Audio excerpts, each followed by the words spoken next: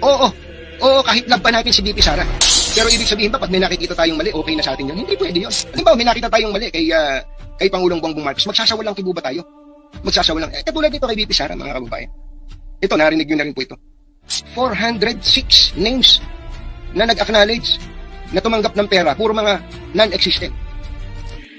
Eh sasabihin nyo, confidential yan baka naman talaga itinago sa pangalang iba. Ba't pa kayo nag-submit ng acknowledgement receipt kung lokohan lang pala yun? Dapat hindi na ni-require yung acknowledgement receipt. So what I'm saying here is, may mali talaga, may problema talaga sa pera ng bayan. Pag nakita na natin mali yun, at umokay pa rin tayo, at nakita na natin, hindi, mali yun, pero okay yan. Kasi love ko yan may problema na po tayo, mga kababayan. Nako, nagsalita si Katunying, kilalang isang kaanib ng Iglesia ni Cristo na todo suporta kay dating Pangulong Rodrigo Duterte at sa mga Duterte.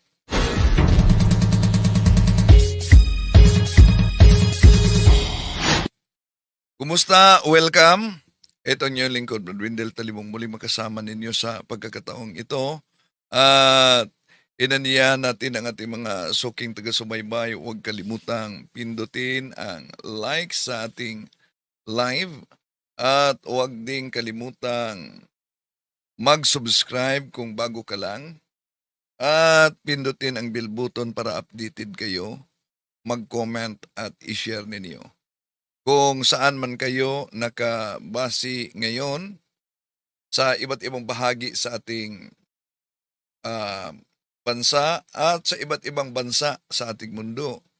Naniyahan natin ang ating mga suking taga-subaybay. I-comment ninyo kung saan kayo nakabase para alam natin kung saan napaabot ang ating talakayan ngayon. Welcome sa ating live streaming. Meron sana akong ibang paksa na tatalakayin, ngunit kumakalat ang ibang mga edited video na si Madriaga daw ay gawing santo ng simbahang Katoliko. Nako. Kaya dahil dito, tatalakayin natin. Gusto nilang ipalitaw na si Madriaga ay Katoliko daw, hindi Iglesia ni Cristo. Sinabi pa ni Atty. Palad na si Madriaga'y aktibong-aktibo daw umano sa Iglesia ni Cristo. Yung sinasabi niya, mga naging boss niya doon sa work niya, it so happen kasi yung iba ron, mga classmate ko, at alam ko rin yung mga events na yon. So, then next, binerify ko yung kung connected ba talaga siya doon kay VP Sara or ordinary political supporter lang siya. And nag-submit sa akin ng mga pictures totally showing na yun, talaga nagbi-video con sila one-on-one, by group. At nakita ko rin yung iba pang mga proof talaga na talagang connected siya kay VP Sara in one. So, at doon nag-react sila si Senador Rodante Marcolita. No? Pero, kung anong relihiyon ni Madriaga o naging Iglesia ni Cristo member, di ba? Opo. pero alam nyo, nag-react tayo. Di ba, kung nagsubaybay kayo, nag-react tayo sa video ni Tinig ng Karunungan kaugnay diyan. Suriin niyo, ang naturang video, deleted. Wala na, burado. Balikan muna natin yung intro. Di ba? Nakilala si Pangulong Rodrigo Duterte na kahit ang Diyos, hindi lang ang simbahan, ay nilalait pa. Your God is not my God because your God with mine has a lot to do. Tapos kayo, why do you have to talk about religion? If I choose not to believe in any God, what's the thing about it? And if there is any one of you there who would say that you have been to heaven, talk to God, so him personally, and that He exists, the God that is yours, and if that is true, I will step down the presidency. Pero, grabe, ang daming sumusuporta niya kahit ginawa niya yon. Kahit pa nanawagan si dating Pangulong Rodrigo Duterte sa kanyang mga supporters, kita-kita tayo sa impyerno. Pero alam niyo, daming mga humalak, haklang, pumapalakpak, at may mga supporters siya na mga pari din. Di ba? May mga madre, may mga CFD na makipag-away pa. Dahil sa kanilang idolo. Pero may kasabihan, ano ang itinanim, yun ang aanihin. Balikan muna natin, ha? Because your God is not my God because your God with mine. Oh, so, mabigat yan. Napahayag. Siya lang ang kaisa-isang presidente sa ating bansa na nakapagsalita kaugnay dyan sa Diyos. Na ang Diyos ay estupido. Oh. Pero, kahit sinabi yan ni Duterte, ang daming mga pumpalakpak, ang daming tumatawa. Kahit pa sinabi ni Duterte, kita-kita tayo sa impyerno. Bigat yan.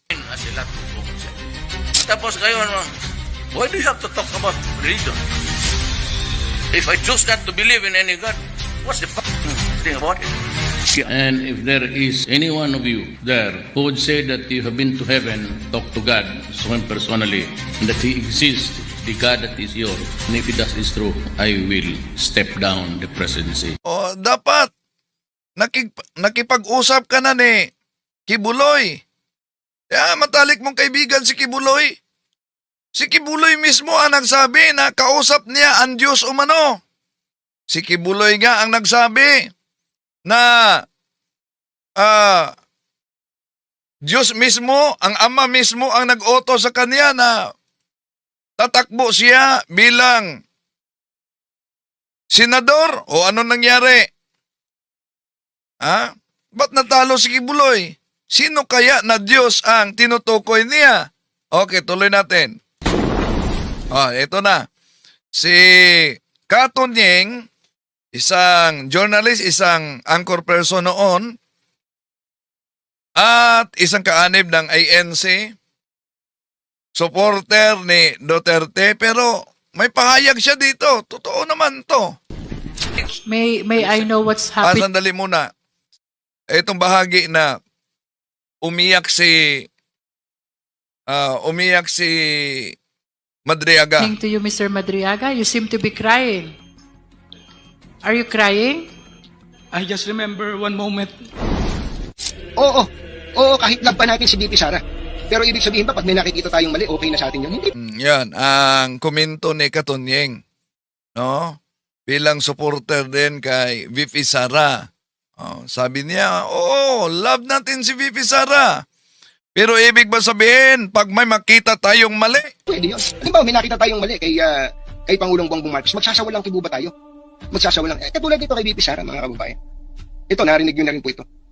406 names na nag-acknowledge na tumanggap ng pera. Puro mga... So, ano ang palusot? Grabe ang mga pahayag sa mga DDS dyan sa social media. Gumagamit pa ng salitang mga bubo. Alam nyo naman na confidential yan. Kaya nga, confidential, iba ang pangalan kahit hindi nag-excess. Pero may komento si Katonyeng dyan. Non-existent. Sasabihin nyo, confidential yan baka naman talaga itinago sa pangalang iba. Ba't pa kayo nag-submit ng acknowledgement receipt kung lokohan lang pala yun? Oo nga, di ba? Confidential ang argumento kaya itinago sa ibang pangalan na hindi nag-excess talaga ang naturang tao, but meron kayong resibo. Dapat hindi na ni-require yung acknowledgement receipt. Yan. Yun kasi ang kadalasan na argumento. Natural na lamang na iba't ibang pangalan kahit wala dahil confidential. Pero ayon kay Katonyeng, Nakita tayong mali kay Pangulong Bongbong Marcos, magsasawalang kibo ba tayo? Magsasawalang. Katulad dito kay BP Sara, mga kababayan. Ito, narinig nyo na rin po ito. 406 names na nag-acknowledge na tumanggap ng pera. Puro mga non-existent. Sasabihin nyo, confidential yan baka naman talaga itinago sa pangalang iba. Ba't pa kayo nag-submit ng acknowledgement receipt kung lokohan lang pala yun? Dapat hindi na ni-require yung acknowledgement receipt. So, what I'm saying here is, may mali talaga, may problema talaga sa pera ng bayan. Pag nakita na natin mali yun, at umokay pa rin tayo, at nakita na natin, hindi, mali yun, pero okay yan. Kasi love ko yan may problema na po tayo, mga kababayan. totoo. No? Kahit mali, paninindigan pa rin, paglaban. Kahit mali dahil idolo. Ayon kay Adrian, nabasa natin dito, si Lika pa, watching from, mahina ang signal niya, So, si Adrian, sabi niya, bukya si Madriaga. Ang cheque nakalagay sa Pitsa 2023. Wasak ang script. Panahon pa ni PBBM. Alam mo, Adrian, bago sumalang sa pagiging saksi, sinore pati ang ebidensya. Yung ebidensya, confirmation pa yon. Hindi yon papatunay. No? At ang daming lumabas ngayon na mga edited. Kahit ba lumabas yung mga edited na painting, edited na cheque, sa palagay ninyo kung edited yon at mali, ihaharap yon sa Senado? Kung hindi yon edited, na ipinakita sa karamihan bilang ebidensya, gagamit ang Senado ng ebidensya na siguradong makapagbukya sa kanila sa kaso. Kaya, common sense naman pag may time. Ang problema ngayon, tinitira nila, hindi si Madriaga scripted. Natural na lamang nagbasa siya ng kaniyang sinumpaang salaysay, pero may pagkakaiba sa kay Gutisa. Si Gutisa, parihan niya isang INC. May pagkakaiba kay Gutisa dahil tinutulungan talaga siya ni Senador Rodante Marcoleta. Eto, balikan natin ha. Ikumpara ang pahayag ni Madriaga. Bago ibaba ang nasabing basura, Si Gutisa ito. Merong napuputol sa binabasa mo eh. Huwag kang magmadali. Huwag kang magmadali. naputol na. Ulitin mo yung paragraph 20. Wala na akong, hindi ko makita na putol na siya. Yan. Ang problema dito, ito ang klarong scripted. Bakit? Napatunayan sa korte, hindi sa Senado, napiki ang notaryo sa affidavit ni Madriaga. Pero kahit pa piki, hindi issue ang pagiging piki dito. Kundi tinanggap ayon kay Senador Lacson ang pahayag dahil sinumpaan na niya. Ang problema lang si Gutisay nawala. Okay, tuloy natin.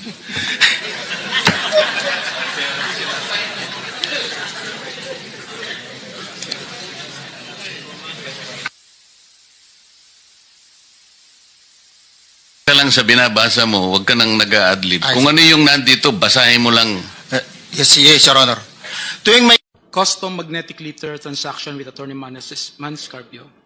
Sometime in 2017 or 2018, PRD told me to assist the husband of Sarah, Attorney Manasseh Manscarpio, regarding a problem with the Bureau of Customs. However, no specific details were provided by PRD. Thereafter, Attorney Mans called me.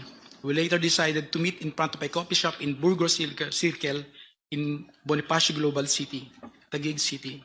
During our conversation, he asked me to assist in facilitating the release of what he called construction equipment, which was plugged and confiscated by the Bureau of Customs. Attorney Mans gave me a contact person, a female lawyer, to coordinate with it regarding the BOC problem. After 2 days, I went to the BOC to meet the female lawyer to discuss the release of construction equipment. This time, I learned that the construction equipment was actually magnetic lifters. The same were confiscated because it contained a large amount of shabu. However, the female lawyer informed me that it was difficult to release the same because it was a hot item. 22. I reported this to Attorney Manson. We meet again in the same spot in BGC, Taguig City. This was the last time we met regarding the issue. Later, I learned that the content of the magnetic lifters is at least 500 kilograms of shabu worth 4.3 billion pesos were mysteriously missing. Yan. Walang nagtuturo sa kanya kung anong pahina ang babasahin. No? Pero sinumpaan niya yan. Ang bigat, di magigiba nila. Bakit? Lumagda si Madriaga ng bank secrecy waiver para ipasilip ang kanyang mga bank accounts para patunayan na may mga bank accounts siya na ginamit na dami ni dating Pangulong Rodrigo Duterte. At may bilyon-bilyon o milyon-milyon na bilyon na umano ang ipinasok sa kanyang mga bank accounts. Okay. Si Madriaga ay sospitsado sa kidnapping for ransom. Alam niyo naman kung may background kayo diyan, nauna nating tinatalakayan. Sa kanyang paglagda sa bank secrecy waiver, diyan ay pwedeng mag-ipit sa kanya kung totoo na siya'y tumanggap ng pera sa pamamagitan ng kidnapping, di ba? Pero nilagdaan niya at nanumpa pa siya sa Senado sa paglagda niya para ipasilip kung totoo ba na milyon-milyong halaga ang pumasok sa kanyang bank accounts. Na naunang sinabi na yung mga bank accounts na iba, kung saan ginawang dami, ginamit lang ang kanyang pangalan, hindi siya mismo ang nagpunta sa bangko. O, yun. Kaya, ano ang sabi ni Attorney Bueno, isang abogado kaugnay diyan? Tandaan niyo po, may aral dito. Words may deceive but numbers never lie. Sa mundo po ng politika, madaling gumawa ng press statement or political spin. Pero sa loob po ng korte, kapag inilatag na ang bank records, doon na nagtatapos ang ingay. Alam niyo po yung waiver of rights ni Madriaga under the Bank Secrecy Law ay para pong pagtanggal yan ng blindfold sa mata ng hustisya. Kung yung bangko po ay magsasabi ng kwento na kung saan kino-confirm lahat ang sinasabi sa publiko ni Ramil Madriaga, doon po natin makikita ang tunay na mukha ng pananagutan. Alam niyo po kasi yung pera ng bayan ay may bakas po yan. At ang bakas na yon ang magtuturo kung sino ang dapat managot sa taong bayan. Ang money trail, ang mapa, tungo sa katotohanan. At ngayon nga, ang mapang ito ay bukas na para sa ating lahat. So abangan po natin ang mga susunod na kabanata dito sa investigasyon ng confidential funds na yan at sa lahat ng mga allegedly mga illegal activities ng Vice Presidente dyan po sa Committee on Justice, sa House of Representatives at malaman natin ang katotohanan. Totoo ba ang sinasabi ni Ramil Madriaga o si Vice President Sara Duterte ang nagsasabi ng katotohanan? Si Atty. Bueno ang nagpahayag dyan, mga kapatid. Okay, may katanungan tayo batay sa nakita ninyo. Sino ang kapanipaniwala para sa inyo? Si Gutisa o si Madriaga? So may katanungan tayo dyan. Pwede kayong mag-comment. Nasa YouTube, no? YouTube. Okay. Ngayon, puntahan natin, mga kapatid, itong ikinakalat nila na si Madriaga ay gawin daw santo ng simbahang Katoliko. Ito. Si Madriaga at may sinabi pa dito sa mabasa natin, bakit ba lahat ng mga masasamang tao o kriminal ay ginawang santo ng simbahang Katoliko? Nako, parang ilihis nila ang isyo, di ba? Kawawa naman si Madriaga. Itinaboy na talaga siya sa iglesyang inaniban niya na pinaniniwalaan niyang totoo. Sabi dito, Madriaga, maaari umanong gawing santo dahil sa pagiging tapat at matapang nito na tumistigo laban kay BP Sara. Yon ang ikinakalat nila na mga kasinungalingan. Sino nagsabi na gawin siyang santo? Dahil ikinalat nila na si Madriaga daw ay Katoliko. Edited lang umano. Ang original, ito daw. Original. Yung nasa, di ba, mapansin nyo, blurred yung pagka-edit kay Pope Francis. Ginawa nilang original. At nilagyan nila, inedit yung misa para malagyan ng mga imahe ng Sacred Heart at sa Mahal na Birhen Maria. So, yan, makita ninyo. Yun ang inedit talaga. So, palagay natin, kung siya'y Katoliko, batay sa makita ninyo na larawan, ba't kailangan dyan sa misa ilagay ang mga imahe? Na hindi naman yon altar. Di ba? Kaya common sense naman. At nilagay dito, original. Pagkatapos, yung nasa luyo, sa likurang bahagi, ang imahe ni Eduardo Manalo, yun daw ang edited.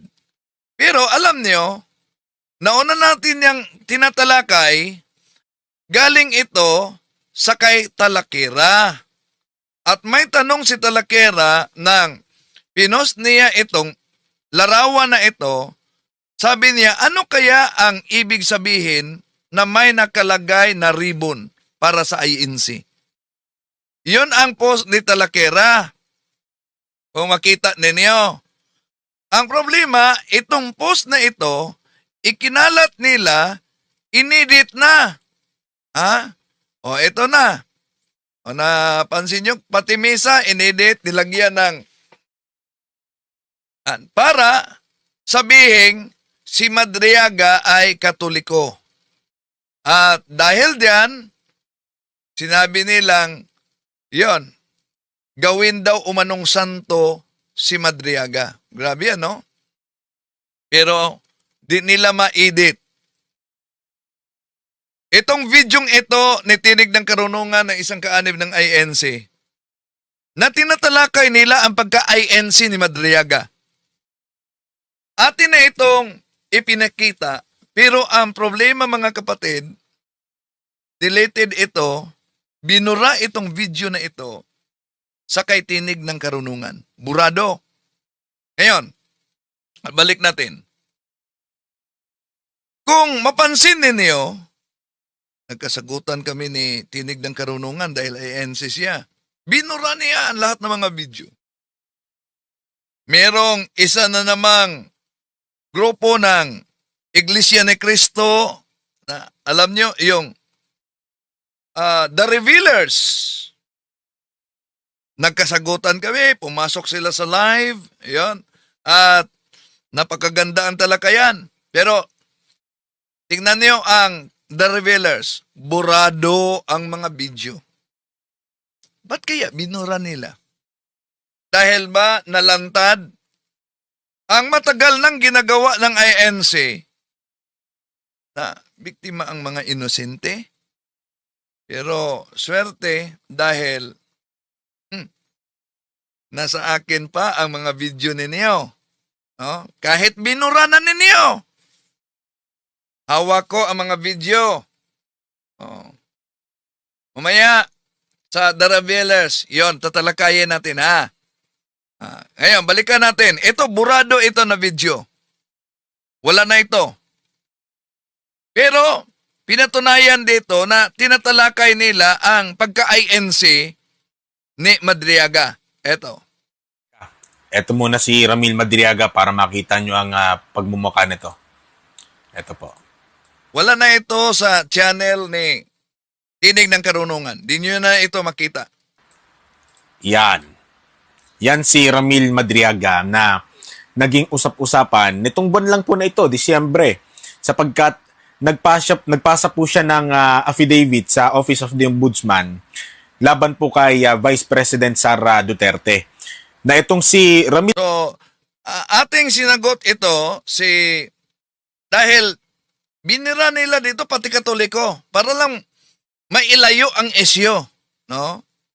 Ang problema lang, nabura ito at nawala ang videong ito. Kahit pahanapin ninyo, wala ng videong ito. Okay, tuloy natin. Madriaga yung mga video na issue niya simbahang Katoliko, binura na din.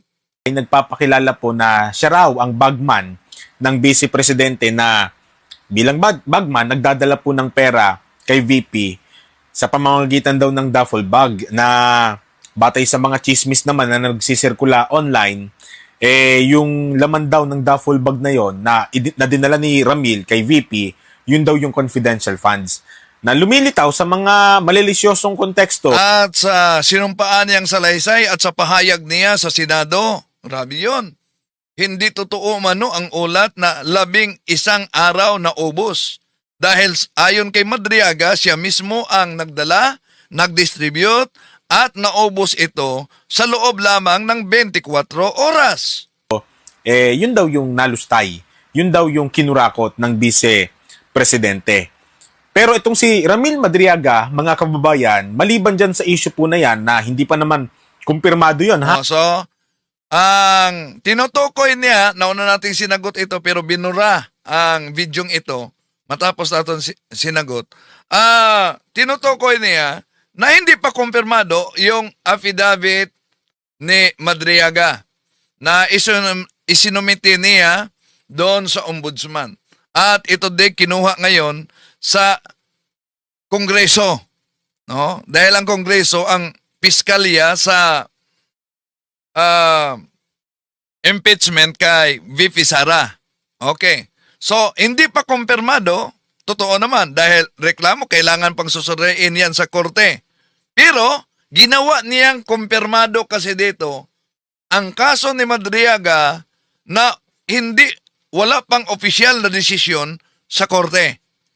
Nagpasa lang siya ng affidavit, hindi pa kumpirmado yon na bagman. Nagpasa ng affidavit, hindi pa kumpirmado. Tama naman, hindi pa kumpirmado dahil ang korte lamang batay sa bigat ng ebidensya, sa tibay ng ebidensya ang makapagsabi kung totoo ba ang affidavit na yan. Diba? Pero ang nakapagtataka lang dito, dahil iyon ba ang dahilan kung bakit binura?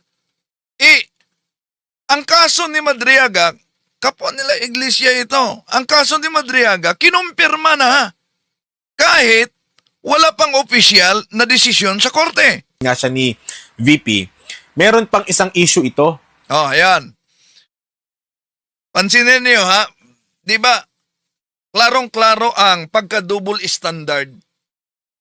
Sa affidavit, totoo naman na hindi pa konfirmado kahit isinumiti niya sa ombudsman.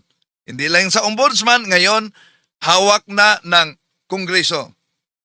Di pa yan kumpirmado. Ang ginawa sa Kongreso, confirmation pa yon sa mga ebidensya at sa kanyang testimonya. So, ang problema dito, tama si Tinig ng Karunungan, hindi pa kumpirmado. Ang problema, kinumpirma niya ang kaso ni Madriaga at may desisyon nga siya.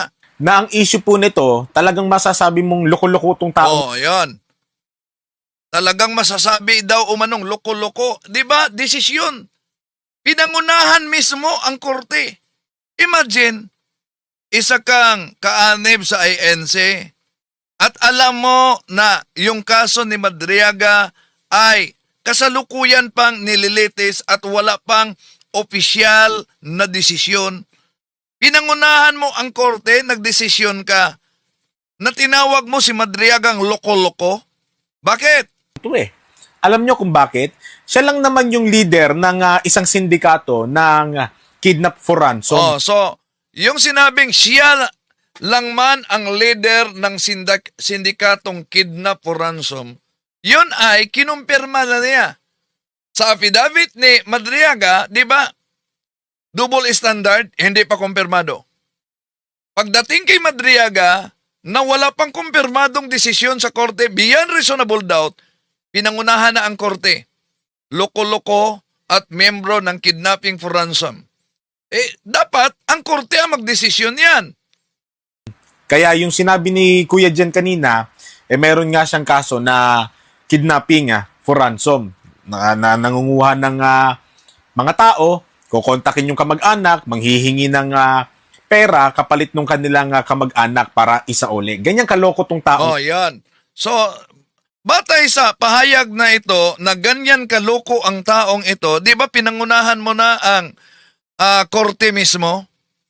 Kahit wala pang opisyal na pahayag o wala pang opisyal na desisyon. kaugnay sa kidnapping for ransom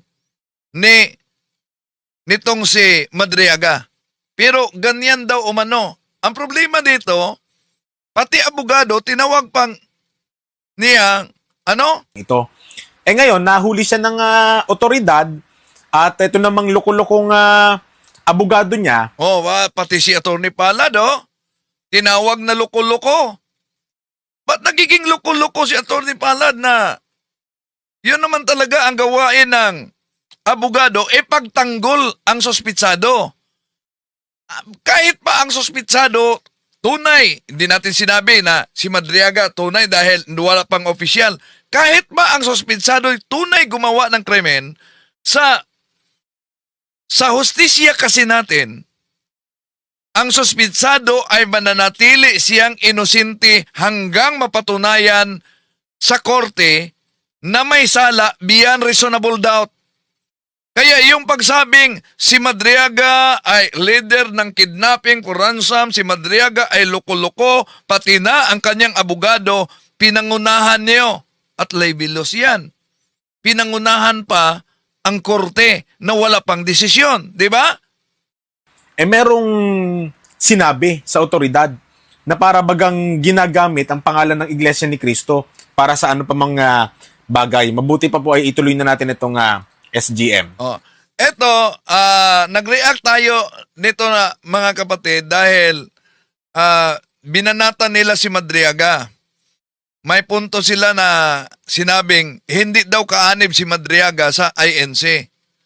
Ang pahayag nila, may reaksyon nila sa kay Atty. Palad na bakit daw sinabing active na miyembro ng INC si Madriaga. Ayan.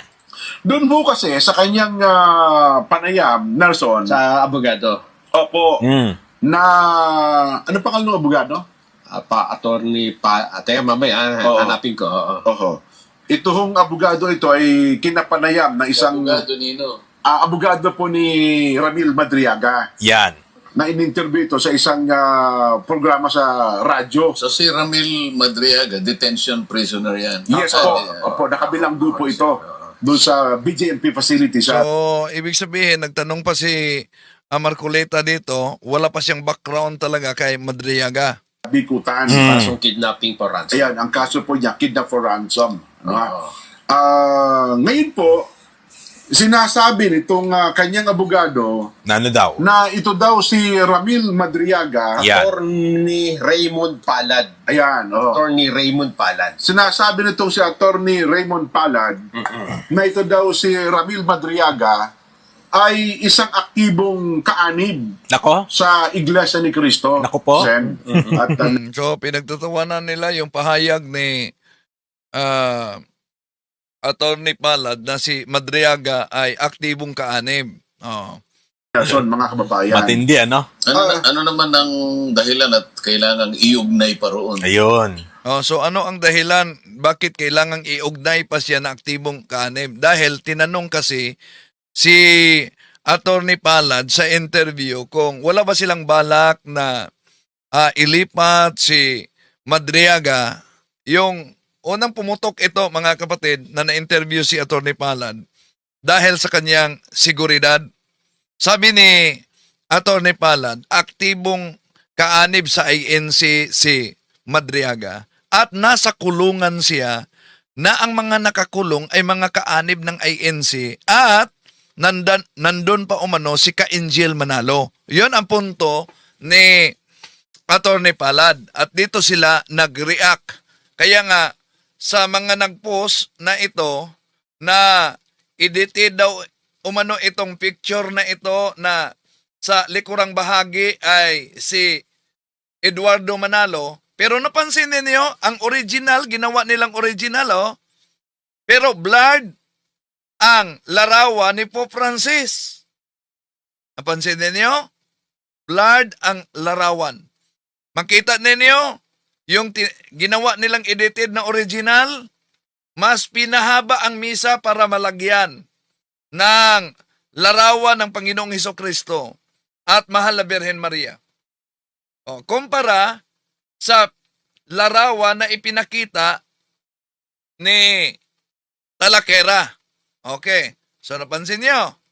And then, maliban diyan, yan na, ikinalat nila na gawin na umanong santo si Madriaga dahil sa kanyang tapang na tumistigo laban kay Pipi Sara. Pero kahit ano ang kanilang mga ini-edit na larawan, diyan mga kapatid, at iniugnay nila sa simbahang Katoliko, mahirap i-edit talaga itong video na ito na binura. Matapos tayo nag-react. Tuloy natin. Actually, yun nga po ang pinag-iisipan ko at ni Nelson at ang ating mga kabayan. Bakit kinakailangan Tanong natin sa inyo, ano sa palagay ninyo? Bakit ang videong ito binura matapos tayo nag-react? Bakit kaya? Ano ang dahilan na binura? At bisitahin ninyo ang The Revealers. Burado na din ang mga video. Bakit kaya? Tanong lang naman, di ba? Matapos natin sinagot punto por punto, binura din ang kanilang mga video. Lahat, burado. Tuloy natin. Kailangan pang banggitin nitong si Attorney Palad kung aktibo, hindi aktibong kaanib ng anumang relihiyon. Para sa Itong si Madriaga. aktibo o hindi aktibo. But ang gusto kong malaman, bakit kinakailangan iugnay pa kung anong relihiyon ni Madriaga? May angulo si Nelson yan. Ano sa tingin mo, Nelson? Sa tingin ko, dahil kapag Iglesia ni Cristo, mataas ang tingin nila. Totoo yun. Yun umano, kapag Iglesia ni Cristo, mataas ang tingin. Kaya iniugnay. O di ba si Madriaga, kaanib ng Iglesia ni Cristo? Yun ba ang dahilan kung bakit pinagkatiwalaan siya ni dating Pangulong Rodrigo Duterte? Dahil mataas ang tingin ni Duterte sa INC? Yun ba ang dahilan? At, ang tanong, ano ang relihiyon ni Gutisa? Ano ang relihiyon sa karamihang nagpakilalang 18 Marines? Ano ang relihiyon sa official ng army na binanggit ni Madriaga? Ano? Okay, tuloy natin. Totoo yun. Hinto natin na panandalian dyan. Pansinin ninyo mga kababayan, kapag ka ang isang iglesia ni Cristo, ang halimbawa nakitaan sa paggawa ng pagkakamali, lagi na agad inuupatan.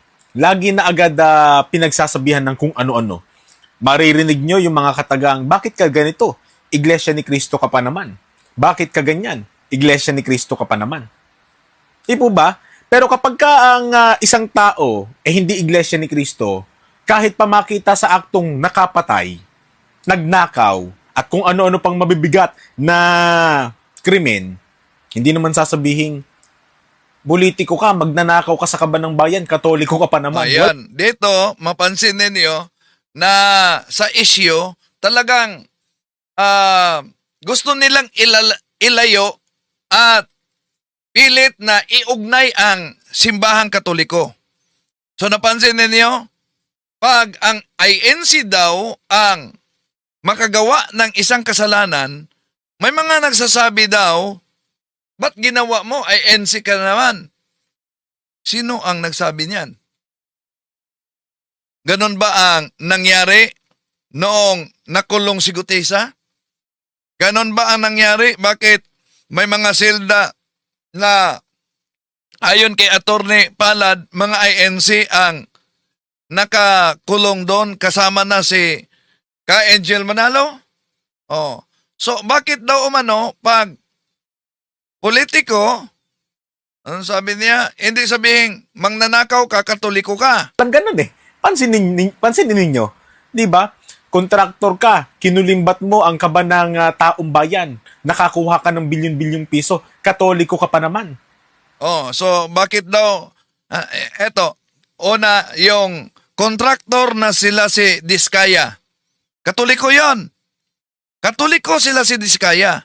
Pero ang tanong, bakit nag-astang abogado si Senador Rodante Marcolita, wala bang kaugnayan ang insurance ng kanyang misis sa mga diskaya? Okay, tuloy natin. Walang ganon, di ba?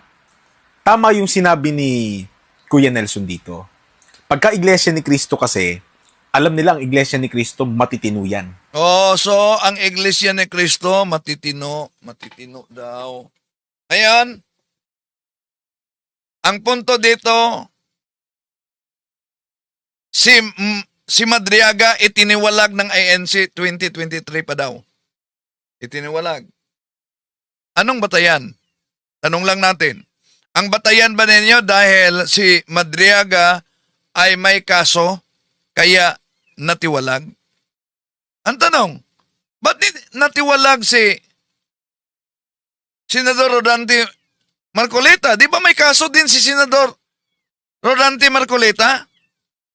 Sa kasalukuyan. Di pa natapos yung sa Comelec daw. Oh. Ba't di siya natiwalag?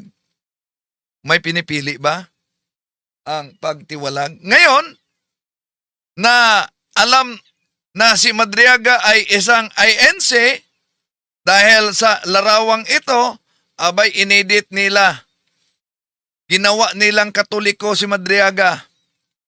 At nang sinagot natin ito, ang pinalitaw na naman na pag-edit na kumalat ngayon, mas original daw itong si Pope Francis na nasa likuran, pero mapansin nyo, blurred. Kumpara sa nilagyang edited, pero yun ang original. Oh. See? Napansin niyo mga kapatid? Oh, kaya, balik natin. Kahit ba ano ang pagpakalap ninyo sa mga pag-edit ng larawan, kung si Attorney Bueno pa, eto. Tandaan niyo po, may aral dito. Words may deceive but numbers never lie. Sa mundo po ng politika, madaling gumawa ng press statement or political spin. Pero sa loob po ng korte, kapag inilatag na ang bank records, doon na nagtatapos ang ingay. Alam niyo po yung waiver of rights ni Madriaga under the Bank Secrecy Law ay para pong pagtanggal yan ng blindfold sa mata ng hustisya. Kung yung bangko po ay magsasabi ng kwento na kung saan kino-confirm lahat ang sinasabi sa publiko ni Ramil Madriaga, doon po natin makikita ang tunay na mukha ng pananagutan. Alam niyo po kasi yung pera ng bayan ay may bakas po yan. At ang bakas na yon ang magtuturo kung sino ang dapat managot sa taong bayan. Ang money trail, ang mapa, tungo sa katotohanan. At ngayon nga, ang mapang ito ay bukas na para sa ating lahat. So abangan po natin ang mga susunod na kabanata dito sa investigasyon ng confidential funds na yan at sa lahat ng mga allegedly mga illegal activities ng Vice Presidente dyan po sa Committee on Justice, sa House of Representatives, at malaman natin ang katotohanan. Totoo ba ang sinasabi ni Ramil Madriaga o si Vice President Sara Duterte ang nagsasabi ng katotohanan? Si Attorney Bueno yan.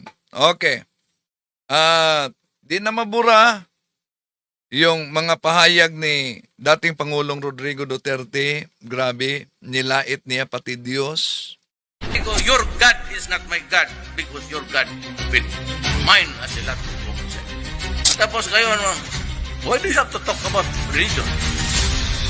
If I choose not to believe in any God, what's the fucking thing about it? And if there is any one of you there who would say that you have been to heaven, talk to God, so him personally, and that He exists, the God that is yours, and if that is true, I will step down the presidency. At nagiging issue nila ngayon, paiyak-iyak, padrama-drama, paubano si Madriaga, yon ang issue. Hanggang ganyan lang ba kayo? Ba't di, wala kayong issue nang lumagda na si Madriaga ng secrecy bank waiver? Oh. Sa akala ninyo, ano kaya sa palagay ninyo? Wala na kayang nakakabahan sa paglagda ni Madriaga nitong secrecy bank waiver? Tuloy natin. May I know what's happening to you, Mr. Madriaga? You seem to be crying. Are you crying? I just remember one moment. Oh, yun. Meron siyang naalala o mano.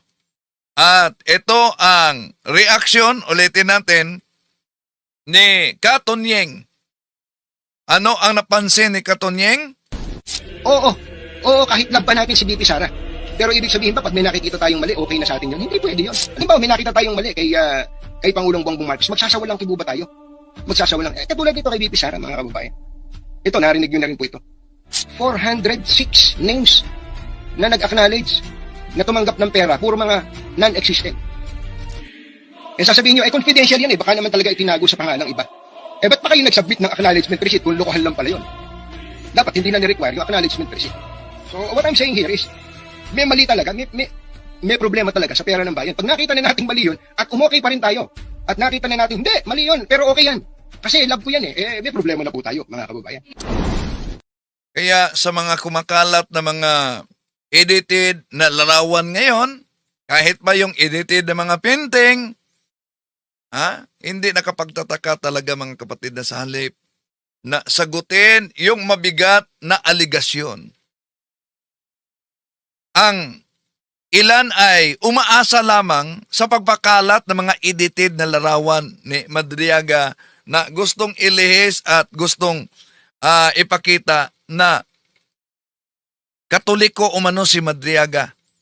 Ilihis lang nila ang atensyon ng publiko. Ang issue dito ay hindi kung si Madriaga ba ay Katoliko o si Madriaga ba ay gagawing santo batay sa mga kumakalat na larawan. Ang tunay na tanong, totoo ba ang kanyang mga pahayag at may bigat ba ang kanyang mga ebidensya na ipinakita? Kung si Madriaga ay lumagda sa bank secrecy waiver, ito ay isang mahalagang hakbang mga kapatid. Dahil binuksan nito ang kaniyang mga bank accounts para sa masusing investigasyon. Hindi ito simpleng opinion lamang o propaganda. Ito ay isang konkretong paraan upang mapatunayan o mapabulaanan ang mga aligasyon na may malaking halaga ng salapi na dumaan sa kanyang bank account na ayon sa kanya'y ginamit siyang dami ni Duterte. So kung walang katotohanan ang kanyang sinasabi, mas madali sana itong maipakita sa pamamagitan ng pagsusuri sa kanyang mga records.